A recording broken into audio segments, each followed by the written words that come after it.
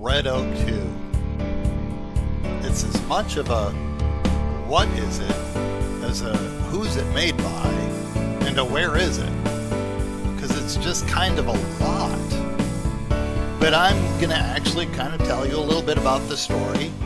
If you happen to be anywhere near Carthage, traveling along Highway 66, you can just travel north of there a little bit until you're in the middle of nowhere, and then turn right. And this is what you're going to run into. This quaint little, what shall we call it, a village? I mean, right here we got a chicken coop and hen house.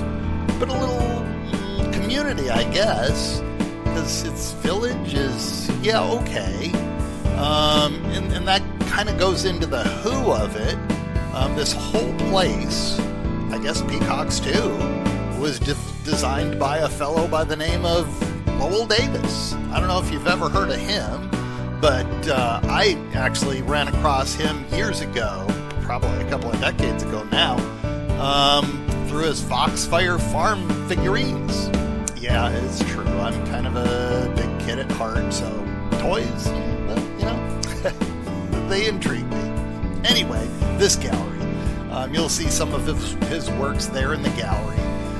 But all of these buildings, he moved from a place called Red Oak, which is where he grew up. And then, of course, like all of us, he left town. And when he came back, the town, Red Oak, was actually more like a ghost town. There was nobody there, nothing familiar. So what did Lowell do?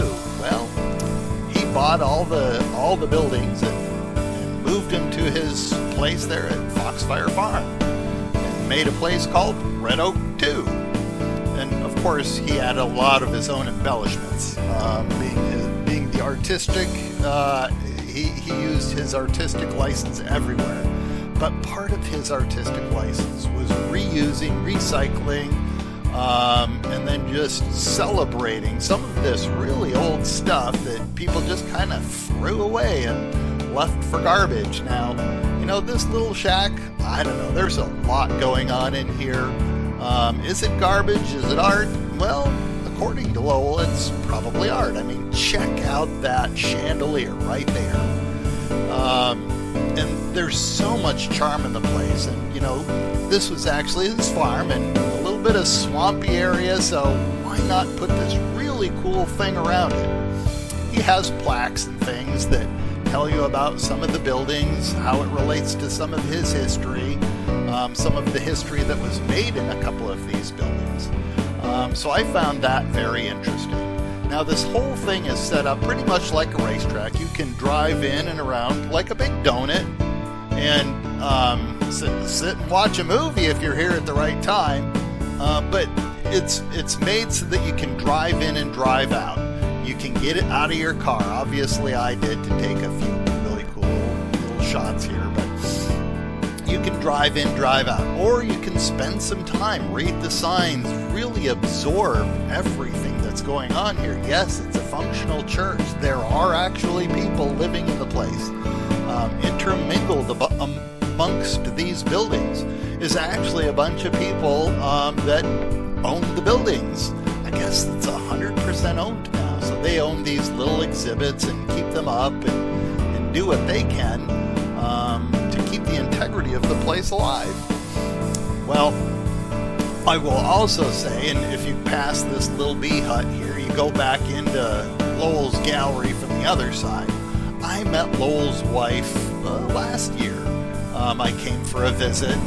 She's just a sweet young lady. Okay, maybe not so young, but she was very sweet. The gallery, of course, was incredible with all of his paintings and his sculptures. And I mean, throughout the property here, you'll see all kinds of really cool sculptures and that kind of stuff too. And here's another factoid that I learned, is this general store.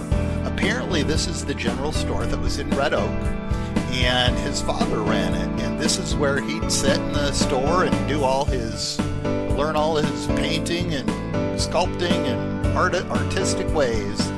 But anyway, I guess it's really a cool place to visit if you happen to be in the middle of nowhere. Just follow that tractor and you'll get there. Alrighty, see you next time.